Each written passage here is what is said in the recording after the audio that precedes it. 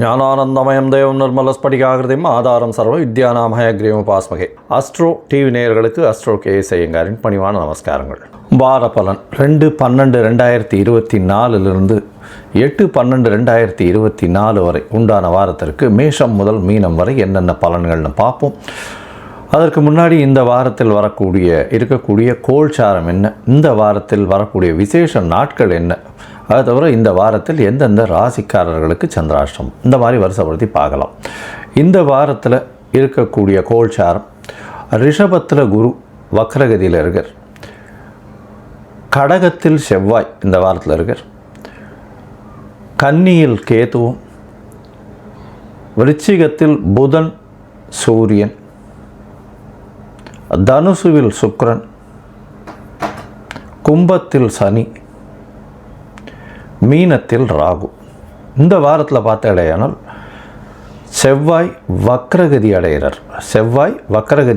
இன்றைக்கி 3/12/2024 அன்றைக்கி, அதாவது நீச்சமாக இருந்து வக்ரம் பெறதுனால அது ஆட்சி உச்சத்திற்கு சமம் அப்படின்னு சொல்லக்கூடியது. அதனால் செவ்வாய் இந்த வாரம் உங்களுக்கு பெரிய ஏற்றத்தை கொடுக்க போகிறார். எல்லாருக்குமே செவ்வாயினால் பெரிய மாற்றங்களும் ஏற்றங்களும் உருவாகும்.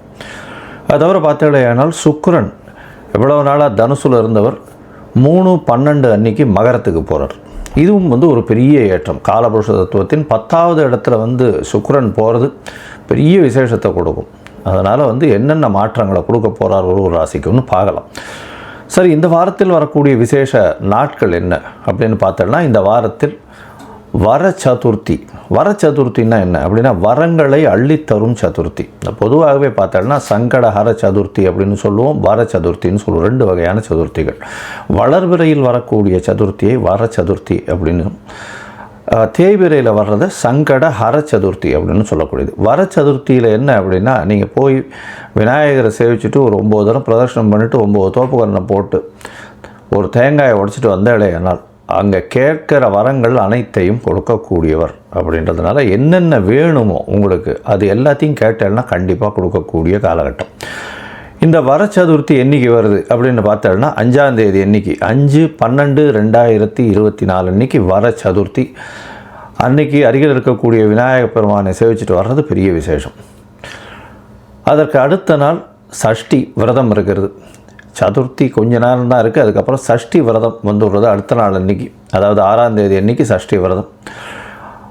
குழந்தை பிராப்திக்கு பார்த்து கொண்டு இருப்பவர்கள் சஷ்டி விரதம் இருக்கிறது ரொம்பவும் விசேஷம். சஷ்டியில் விரதம் இருந்தால் அகப்பையில் வரும்னு சொல்லக்கூடியது. அது தவிர பார்த்தாலேயானால் சஷ்டி விரதத்தினால எல்லாவித துன்பங்களும் உடல்நிலையில் ஏற்றம் வரும். ஏன்னா வளர்பறையில் வர்றதுனால. அதை தவிர கடன் எல்லாமே கழியக்கூடிய வாய்ப்பு, எதிரிகள் அற்ற நிலை இருக்கக்கூடிய காலகட்டம், இது எல்லாமே வரக்கூடிய வாய்ப்புகள் நிச்சயமாக உண்டு. அதனால் பொதுவாகவே பார்த்தாலேயானால் இந்த சஷ்டி விரதம் பெரிய ஏற்றத்தை மாற்றத்தையும் கொடுக்கும்.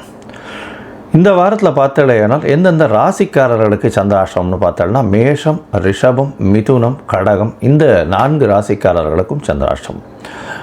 சந்திராஷ்டமம் அப்படின்னா என்ன அப்படின்னும்போது, உங்களுடைய பிறந்த ராசிக்கு கோல்சார பிரகாரம், இன்றைய கோல்சார பிரகாரம் 8ஆம் இடத்துல சந்திரன் மறையக்கூடியதை சந்திராஷ்டமம்னு சொல்கிறோம். இந்த சந்திராஷ்டம காலகட்டத்தில் சந்திரன் மதிகாரகன்றவர் மறைந்து இருக்கக்கூடிய காலகட்டத்தில் தவறான முடிவுகள் எடுக்கக்கூடிய காலகட்டமாக இருக்கும். அதனால் புதுசாக முயற்சிகள் வேண்டாம். யாருக்கும் ஜாமீன் கையெழுத்து போடுறது அதெல்லாம் வேண்டாம். பொறுமையாக இருக்கிறது ரொம்பவும் நல்லது. அது தவிர வெளியூர், வெளிநாடு, வெளி மாநிலம் அதெல்லாம் போகிறத கொஞ்சம் தவிர்க்கிறது ரொம்பவும் நல்லது. ஏன்னா அந்த ஏதாவது ஒரு ஸ்பெசிஃபிக் ப்ராஜெக்ட்டுக்குன்னு அன்றைக்கி நீங்கள் போக வேண்டிய கட்டாயம் ஏற்பட்டதுன்னா பிரச்சனைகள் வரும். சரி, இந்த காலகட்டத்தில் ஒரு வேளை செய்ய வேண்டிய கட்டாயத்தில் இருக்கீங்க அப்படின்னா என்ன பண்ணலாம்னா, அருகில் இருக்கக்கூடிய கோவிலில், அதாவது இப்போது வர சதுர்த்தி வேறு வருது, அதனால் அருகில் இருக்கக்கூடிய விநாயகர் கோவிலில் பால் அபிஷேகத்துக்கு பசும்பால் ஒரு 1/2 டம்ளர் உங்களால் முடிஞ்சது வாங்கி கொடுத்துட்டு போகிறதன் மூலியமாக சந்திராஷ்டமத்தின் தாக்கம் நிச்சயமாக குறையும். சரி, இந்த வாரம் மேஷம் முதல் மீனம் வரை எப்படி இருக்குதுன்னு பார்க்கலாம். அதற்கு முன்னாடி என்னுடைய மொபைல் நம்பர் கீழே ஸ்க்ராலிங்கில் வரும். உங்களுக்கு அஸ்ட்ராலஜிக்கல் கன்சல்ட் தேவைப்படுமேயாயின் எனக்கு ஃபோன் பண்ணுங்க. உங்களுடைய date, time, place of birth, உங்களுடைய பெயர், தாய் தகப்பனார் பெயர், இது வரலாம் எனக்கு அனுப்புங்க. நான் என்னுடைய கட்டணம் என்னன்னு சொல்கிறேன். நீங்கள் என்னுடைய கட்டணத்தை போட்டுட்டு யூடிஆர் நம்பர் ட்ரான்ஸ்ஃபர் பண்ணுங்க. அதற்கு பிறகு நான் உங்களுக்கு ஜாதகத்தை போடுறேன். ஜாதகத்தில் சந்தி இருக்கான்னு பார்க்கணும். அதாவது சந்திரன் எந்த நட்சத்திர பாகையில் இருக்கார், அவர் வந்து எந்த பாதத்தில் இருக்கார் அப்படின்றத பார்க்கணும். அதை தவிர லக்னம் எந்த பாதத்தில் இருக்குது அப்படின்றத பார்க்கணும். இந்த சந்தி எதுக்கு பார்க்கணும்னா, எனக்கு தெரிஞ்ச 40 வயசு 45 வயசு 50 வயசு இருக்கிறவாள்லாம் வந்து கோவிலில் சங்கல்பம் பண்ணிக்கும்போது மிருகசீரிஷ நட்சத்திரம் மிதுன ராசியில் இருக்கும்னு நினச்சின்னு பண்ணிட்டு இருக்கா இது வரலும். ஆனால் அவள் ரிஷப ராசியிலே இருக்கா. மிருகசீரிஷம் 2ஆம் பாதத்தில் இருக்கா, சந்தியில் 3ஆம் பாதத்தில் அவள் இருக்கிறது 2ஆம் பாதம் நினச்சின்னு அவள் பண்ணிட்டு இருக்கா. அதே மாதிரி பார்த்தாலேனால் விசாக நட்சத்திரம்னு சொல்லிட்டு இருப்பாள். விசாக நட்சத்திரம் துலா ராசியில் இருப்பாள். ஆனால் விசாக நட்சத்திரம் விருச்சிக ராசிக்கு அர்ச்சனை பண்ணிட்டு இருப்பாள். அதனால் எந்த பாதத்தில் இருக்கோம் அப்படின்றதே தெரியாமல் ஒரு குத்து மதிப்பாக ஒரு நட்சத்திரத்தை வச்சுட்டு அவள் சொல்லிட்டு இருக்கா. ஏன்னா உடைந்த நட்சத்திரங்கள் இருக்கக்கூடிய பாதங்களில் மாற்றங்களும் ராசியின் மாற்றங்களும் அதிகமாக வரும். அதே மாதிரி லக்னத்துக்கும் வரும். அதே மாதிரி லக்னத்துலேயும் மாறுபடு வரும் பொழுது உங்களுக்கு இந்த லக்னத்துக்கு இவர் ஏற்றவர் சுபர் அப்படின்னு நினச்சிட்டு நம்ம பண்ணிகிட்டு இருப்போம். அந்த காலகட்டத்தில் நிறைய தோல்விகள் வரும். வெற்றி வரும்னு நினச்சிட்டு நம்ம பார்த்துட்டே இருப்போம். எல்லா இடத்துலையும் அடி விழும். பெரிய தோல்வியில் இப்போ கிட்டத்தட்ட ஒரு 5 வருஷம் 10 வருஷமாக எழுந்துக்க முடியாத அளவுக்கு இருக்கும். இதெல்லாம் வந்து லக்ன சந்தியை பார்த்து, லக்ன புள்ளி எங்கே வருதுன்னு பார்த்து, அந்த புள்ளி வந்து இந்த ஜாதகனுக்கு ஏற்றத்தை கொடுக்கக்கூடிய தசையா புக்தியா அந்தரமமா சூக்ஷ்மமா இது எல்லாத்தையும் பார்த்து இன்றைய காலகட்டத்தில் இருக்கக்கூடிய கோல்சாரம் எந்த அளவுக்கு இவளுக்கு கை கொடுக்கறது அப்படின்றதையும் பார்த்து உங்களுக்கு பலன் சொல்கிறேன். எளிய பரிகாரங்கள் என்னன்றதையும் சொல்கிறேன். சரி, இப்போது இந்த வாரம் 2/12/2024 8/12/2024 வரை மேஷம் முதல் மீனம் வரை உண்டான ராசிகளுக்கு என்னென்ன பலன்கள் அப்படின்றத பார்க்கலாம். துலாம், சித்திரை, சுவாதி, விசாகம் இந்த 3 நட்சத்திரம் 9 பாதங்களை கொண்ட ராசியின் அதிபதி அப்படின்னு சொல்லக்கூடியவர் சுக்கிர பகவான். உங்களுடைய ராசிக்கு இந்த வாரத்தில் 3ஆம் இடத்துல இந்த வாரத்தில் ஆரம்பிக்கிறார். உங்களுடைய ராசிக்கு பார்த்தோன்னா 2ஆம் இடத்துல சூரியனும் புதனும் இருக்குது. குருவின் வக்கர பார்வை வேறு இருக்குது. இதன் மூலியமாக சூரியன் சமசப்தம பார்வையில் இருக்கிறதுனால சிவராஜ யோகம் அமையிறது. இந்த வாரத்தில் பார்த்தலையானால் உங்களுக்கு திடீர் பண யோகங்கள் மிகவும் அதிகமாக இருக்கக்கூடிய காலகட்டம். பேச்சு ரொம்ப கடுமை இருக்கும். ஜாகிரதையாக இருக்கிறது நல்லது. ஏன்னா குரு பகவான் நேர பார்த்தாலும் வக்கர குருவாக இருக்கிறதால அந்த அளவு விசேஷம் இல்லை. சூரியனும் புதனும் 2ஆம் இடத்துல இருக்கிறது அப்படின்றது கடுமையான வார்த்தைகளை கொடுக்கக்கூடிய வாய்ப்புகள் உண்டு. இருந்தாலும் பார்த்தலையானால் இந்த வாரத்தில் உங்களுடைய ராசிக்கு 2ஆம் அதிபதி 7ஆம் அதிபதினு சொல்லக்கூடிய செவ்வாய் 3ஆம் தேதி அன்றைக்கே வந்து வக்கரகதி அடைகிறார். இதன் மூலியமாக நீச்சப்பெற்று இருக்கக்கூடிய 2-7 அதிபதி 10ஆம் இடத்தில் வக்கரம் பெறுறது பெரிய ஏற்றத்தை கொடுக்கும். தொழிலில் பெரிய ஏற்றம், பார்ட்னர்ஷிப் பிஸ்னஸில் திடீர் ஏற்றங்கள் கிடைக்கும். பணவரவு அதிகமாக இருக்கக்கூடிய காலகட்டமாக அமைய போகிறது. உங்களுடைய ராசிக்கு 3ஆம் இடத்துல இருக்கக்கூடிய சுக்கிரன் ராசிக்கு 4ஆம் இடத்துக்கு போகிறார். அதே 3ஆம் தேதி அன்றைக்கி 3/12/2024 அன்றைக்கி திக்பலம் பெறுறார். அதனால் உங்களுக்கு இது வந்து ஆட்சி பலத்துக்கு சமம். அதனால் உங்களுடைய ராசிக்கு பார்த்த இடையானால் திக்பலம் பெறுறது பெரிய ஏற்றம். அதன் மூலியமாக உங்களுடைய கான்ஃபிடென்ஸ் லெவல் ரொம்பவும் ஏறும். அதை தவிர வந்து சுக்கிரன் செவ்வாயை பார்க்கறதுனால பார்ட்னர்ஷிப் பிஸ்னஸில் ஒரு பெரிய ஏற்றங்கள் மாற்றங்கள் கிடைக்கக்கூடிய வாய்ப்புகள் நிச்சயமாக உண்டு. இந்த வாரத்தில் பார்த்தீங்கன்னா உங்களுடைய ராசிக்கு 5ஆம் இடத்தில் இருக்கக்கூடிய சனி பகவான் நல்ல ஒரு ஏற்றத்தை கொடுப்பார். ஆட்சி பெற்ற சனி உங்களுக்கு பூர்வீக சொத்துக்கள், உங்களுக்கு குழந்தை பிராப்தி ஏற்படக்கூடிய பாக்கியம் இது எல்லாமே வரக்கூடிய காலகட்டமாக அமையும். உங்களுடைய ராசிக்கு பார்த்தீங்கன்னா 6ஆம் இடத்தில் இருக்கக்கூடிய ராகு எல்லா விதமான போட்டிகளிலும் வெற்றியை கொடுக்கக்கூடிய காலகட்டமாக அமையப்போகுது.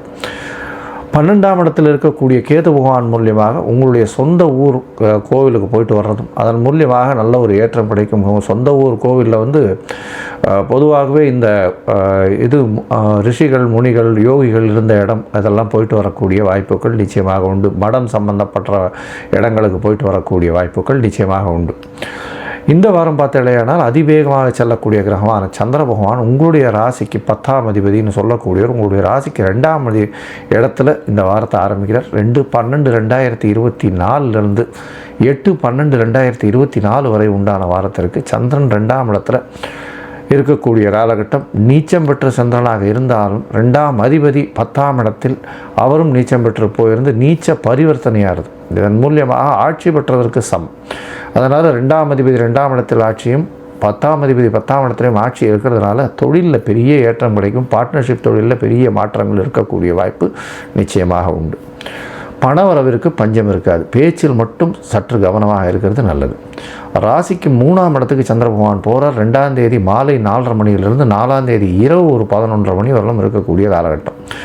இந்த காலகட்டத்தில் பார்த்தீங்கன்னா முயற்சிகள் எல்லாமே வெற்றி பெறும். புதிய தொழிலுக்கு அஸ்திவாரம் போடக்கூடிய வாய்ப்புகள் நிச்சயமாக இருக்கும். 10ஆம் அதிபதி 3ஆம் இடத்துல இருக்கிற தொழிலுக்குன்னு புதிய முயற்சிகள் போடக்கூடிய வாய்ப்புகள் நிச்சயமாக உண்டு. இளைய சகோதரர்கள் மூலியமாக சிறு சிறு தொல்லைகள் வரக்கூடிய வாய்ப்புகள் நிச்சயமாக இருக்கும்.